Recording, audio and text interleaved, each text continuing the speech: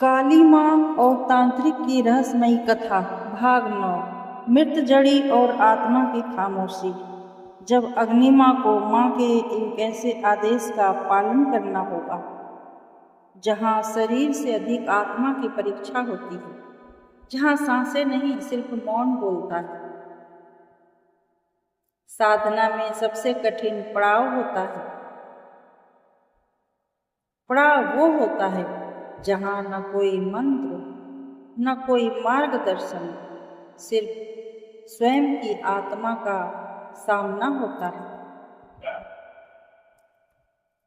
अब अग्नि माँ को माँ काली ने आदेश दिया है, मृत जड़ी खोज कर लाओ, पर ध्यान रहे जो गया वह कभी लौटा नहीं। मृत जड़ी क्या है? त्रिलोचना बताती है, मृत जड़ी कोई साधारण जड़ी नहीं, यह मृत और जीवित के बीच की दवा है, जिसका प्रयोग सिर्फ तब किया जाता है जब शरीर से आत्मा को वापस खींचना हो। यह जड़ी केवल तांडव घाट में मिलती है, जहाँ सिर्फ वे साधक जाते हैं जो मृत्यु के द्वार से गुजरने को तैयार हैं। तांडव घाट की यात्रा अग्नि माँ अकेली निकलती है, ना कोई साथ ना कोई मंत्र। रास्ता वीरान है, चारों ओर सूखे वृक्ष, टूटे शिवलिंग और हवा में बस एक गंध मृत्यु की। मौन साधना का आदेश। अग्नि माँ घाट पर पहुँचती है, वहाँ एक शिला है जिस पर लिखा है, यहाँ बोलने से मृत्यु पास आती है। यहाँ मौन साधना से जीवन लौटता है। वह मौन होकर ध्यान में बैठ जाती है, आंखें बंद, सांसें हल्की, और तभी एक छाया प्रकट होती है, उसकी अपनी आत्मा उससे प्रश्न करती है, क्या तुम तैयार हो मृत्यु को स्वीकारने के लिए? सिर्फ एक जड़ी की खोज में अग्नि माँ उत्तर नहीं देती, बस एक मुस्कान और मौन की शक्ति से जवाब देती है। मृत जड़ी का दर्शन।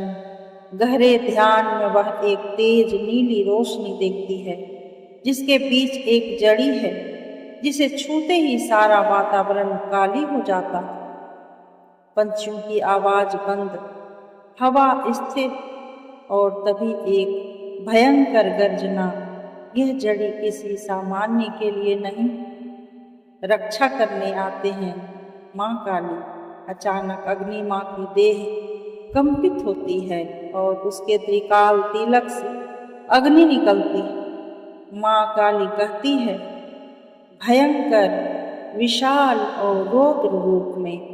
वे कहती है, जिसने मौन साधना की परीक्षा पास की हो वही मृत जड़ी का अधिकारी है। मृत जड़ी अग्नि माँ के हाथ में आती है, लेकिन साथ में माँ कहती है, अब इसे उपयोग करने की परीक्षा बाकी है, क्योंकि यह जीवन देगा किसी औरों को।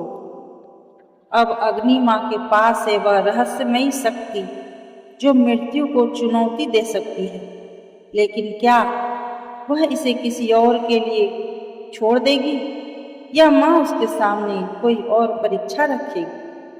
देखिए अगला भाग, प्राणदान और माँ की अग्नि परीक्षा, भाग 10।